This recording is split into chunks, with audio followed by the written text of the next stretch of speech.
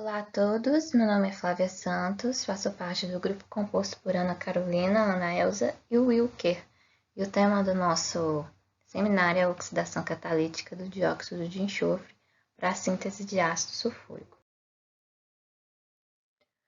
Bom, o ácido sulfúrico, no passado, ele era muito utilizado para conferir o nível de desenvolvimento de um país. Isso por causa da sua grande utilização. O ácido sulfúrico, por exemplo, ele pode ser utilizado em diversas etapas industriais, como, por exemplo, a sulfatação e a sulfonação, neutralização, secante, oxidante e por aí vai. Então, essa vasta utilização nos processos permite tentar ter uma noção do desenvolvimento do país por causa das tecnologias que podem provir dessas etapas.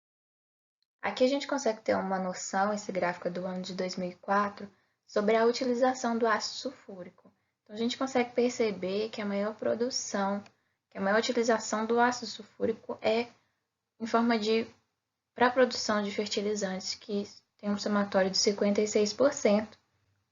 Depois ele também é muito utilizado para a produção de alguns produtos químicos e em outras aplicações a gente pode incluir aqui a lixiviação de alguns minerais para a obtenção de alguns metais, como por exemplo níquel, cromo e alguns lantanídeos, por exemplo. Começando agora a parte histórica, existe um descompasso, não tem muito um consenso. Algumas literaturas trazem a descoberta do ácido sulfúrico pelo Rayan, no século VII, e que também era conhecido como Geber, ou então pelo Al-Razi, no século IX. E ambos eram alquimistas da era medieval. Al-Razi, o segundo alquimista que nós comentamos, ele fez a destilação seca de minerais, no caso o sulfato de ferro 3 heptahidratado e o sulfato de cobre 2 pentahidratado. Então, o aquecimento desses minerais geram os óxidos de ferro e cobre, juntamente com o trióxido de enxofre. E esse trióxido de enxofre, em contato com a água, produz o ácido sulfúrico.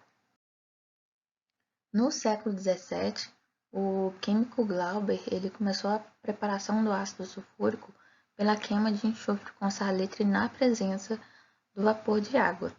E em 1746, no século XVIII, Roebuck começou a produzir o ácido sulfúrico através do método Ward, que consiste em câmaras recobertas de chumbo.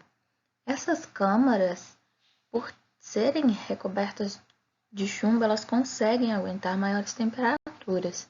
Isso permite sair da escala laboratorial com as vidrarias para uma escala mais ampla. Aqui nós temos então uma ilustração do que seria essas câmaras de chumbo. Bom, essas câmaras de chumbo elas passaram por uma otimização no ano de 1859, com a invenção da torre de Glover e também com a utilização da torre de Gay-Lussac. A torre de Glover ela permitiu fazer a desnitrificação do ácido nítrico sem ser diluído. Já a torre de Gay-Lussac permitiu fazer a reciclagem dos óxidos de nitrogênio envolvidos na reação.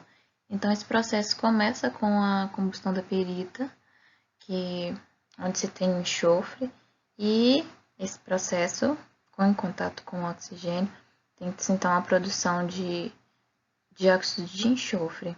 Esse gás, em contato com o dióxido de nitrogênio e água, produz então o ácido sulfúrico. E tem-se então a recuperação pela torre de Gay-Lussac dos óxidos de nitrogênio envolvido. A utilização dessas torres trouxe um aumento no rendimento que saiu de 35% a 40% para 78%.